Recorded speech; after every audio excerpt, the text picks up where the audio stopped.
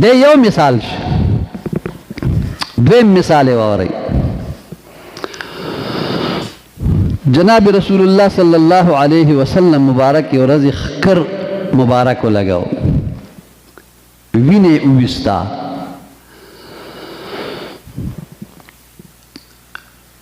یو صحابی مبارک لی ورک چې په نور روایتو کې راغلی چې دا حضرت زبیر رضی اللہ تعالی عنہ چې د بیبي اسماء رضی اللہ تعالی عنہ زوی د بیبي عائشہ رضی اللہ عنہ خورایو دا حضرت عبداللہ بن زبیر رضی اللہ تعالی عنہ نو دا عبداللہ بن زبیر رضی اللہ تعالی عنہ له دا وینه ورکا او ورته وفرمایل چې دا یوسا او په کوم پټ ځای کې دفن کا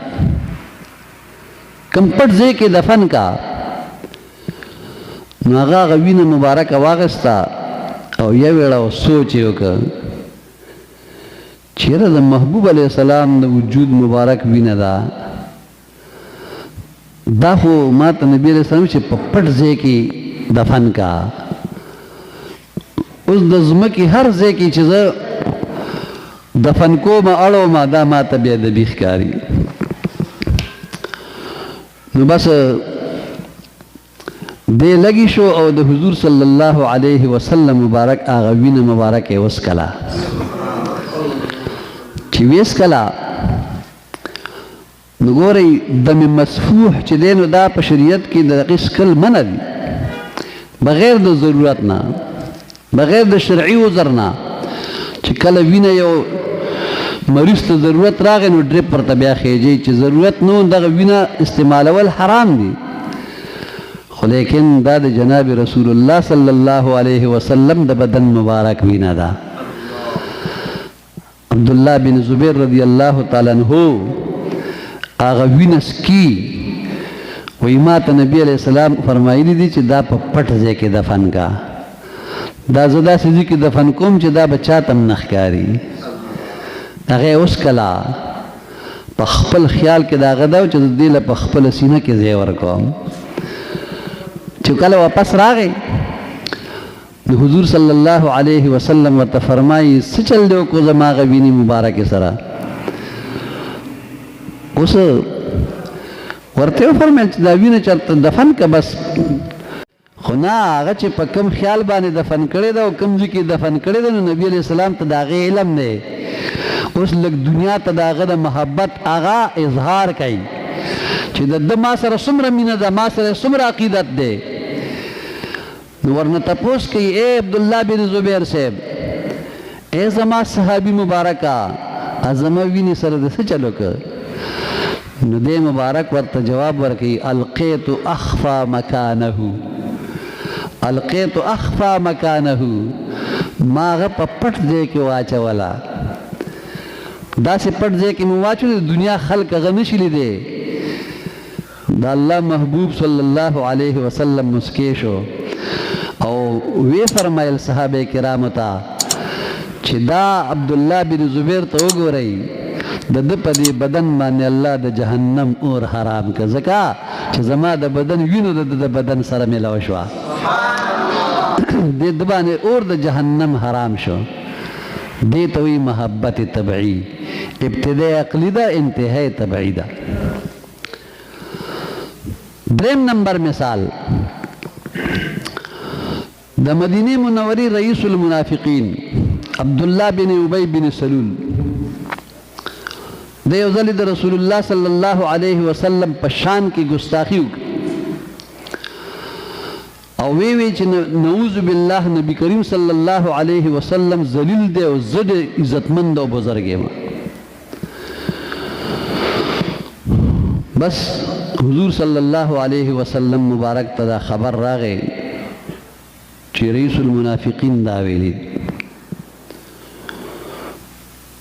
د دې رئیس المنافقین زوی چې دی هغه مسلمان شوی او نبی علیه السلام مبارک سره ناست و هغه صحابي حضور علیه السلام هغه ته داسې ونه فرمایي چې ستا پلار داسې ویلي بلکې په مجلس کې نبی علیه السلام دا خبره وکړه او دغه یادونه د زوی په مخ کې وکړه چې یاره رئیس المنافقین زما شان کې داسې داسې خبرې کړي. بس چې کله هغه مبارک د واورېده د خپل ځای نه راپاڅېدو او د حضور علیه السلام مخې ته راغی، په ادب کېناست. د الله محبوبه که ستاسو د طرف نه ماته اجازت وي نو زه نن ځم او خپل پلار نه سر پرې کوم، وجنه مې. حضور علیه السلام ولا دا اجازت ورنک. د هغې باوجود هم دی لاړو او پلار له ځان ورسو او توره روویستو په دې سټې ورته کېښوه. وی تا زما د محبوب په باره کې داسې داسې خبرې کړي، نن به په خپله خوله را وینا کې او داسې به وی چې رسول الله صلی الله علیه و آله وسلم معزز او بزرګه هستی ده او زه ذلیل او خوار یم. دا وینا به کې. پلار یې چې وکته چې که نه کوم اوس رانه سره کټ کوي، نو بس اتورې ورته په سټې ایښې وه. وی نن به دا وینا کې چې حضور علیه السلام معزز او بزرګه هستی ده او زه ذلیل یم، والله که دا دې ونه وی سر ده نه پرې کوم. نو رئیس المنافقین ورته پوچته وادوی ټولو خلکو واورېده. وی زه ذلیل یم او نبي علیه السلام معزز او بزرګه هستی ده. دې ته وایي محبت طبعي. ابتدا عقلي ده خو انتهای طبعي ده. ور یاد ساته. بیا د محبوب په محبت کې د خپل پلار د سر نه ورتېر.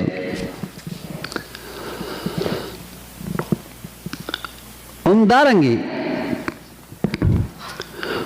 کله چې د رسول الله صلی الله علیه و آله وسلم مبارک وصال وش، دا څلورم نمبر مثال چې د رسول الله صلی الله علیه و آله وسلم وصال شریف وشو، نو دا صدمه صحابه کرامو برداشت نکړې شو. حضرت عمر رضی الله تعالی عنہ وقتی طور د وفات نه انکار وکړ، تورې بهر کا او وی که چا وی چې رسول الله صلی الله علیه وسلم وفات شوی دی نو دا هغه سر به په دې توره باندې پرې کوم. حضرت عثمان رضی الله تعالی عنہ د غم د وجه نه د چا د سلام اورېدو او د جواب ورکولو د مبارک قابل نه پاتې شوی. که چا سلام اچو نو هغه د نه اورېده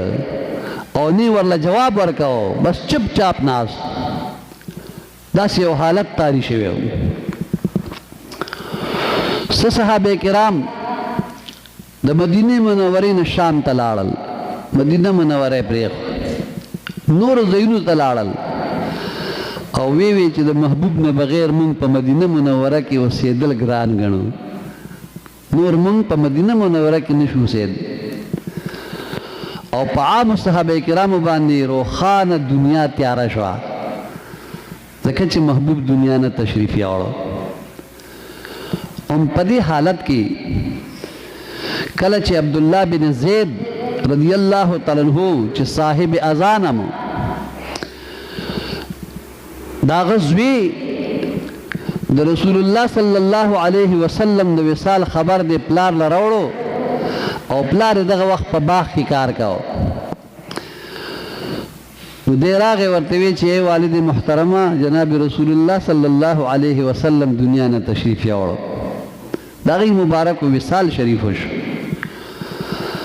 نو دا عبدالله بن زید رضی الله تعالی عنہ صحابي مبارک چې په باغ کې کار کاوه، بس دا دواړه لاسونه روچت کو په سترګو د پاسه کېښود، په سترګو د پاسه خپل لاسونه مبارک کېښود او بیا داسې دعا وکړه چې ای الله ستا په دې کائناتو کې دې سترګو د الله محبوب صلی الله علیه وسلم لیدلی و. کله چې رسول الله صلی الله علیه وسلم دنیا نه تشریف یوړو نو ما ته هم د دې سترګو ضرورت پاتې نشه، بس ته زه په دې سترګو نور بل چاته نه ګورم. اے مولا کریم زما نظر زما د سترګو نه واخله، زما نظر نور نه دی پکار. د دعا په ختمېدو سره د هغه مبارک د سترګو نه نظر لاړو. ابتدا عقلي ده لیکن انتهای د طبعي محبت ده. په خبره ورسېد. پنځم نمبر مثال د احد په غزا کې چې کله عارضي شکست راغی او مدینه منورې ته دا هیبتناک خبر راغی چې رسول الله صلی الله علیه وسلم د احد په میدان کې شهید شو، نو د مدینه منورې نه ښځو بې اختیاره د احد میدان ته رامنډې کړې. ښځې په منډه منډه را روانې، په دوی کې یو زنانه وه چې د هغې نوم وی بي کلثوم بنت رافع رضی الله تعالی عنها. دا اوس په منډه منډه را روانه ده، په لاره کې ورته چا وویل چې ای بیبي د احد په جنګ کې ستا خاوند شهید شوی دی. هغه ورته وایي چې د خاوند خبرې پرېږده، ما ته دا وایي چې رسول الله صلی الله علیه وسلم څنګه دی.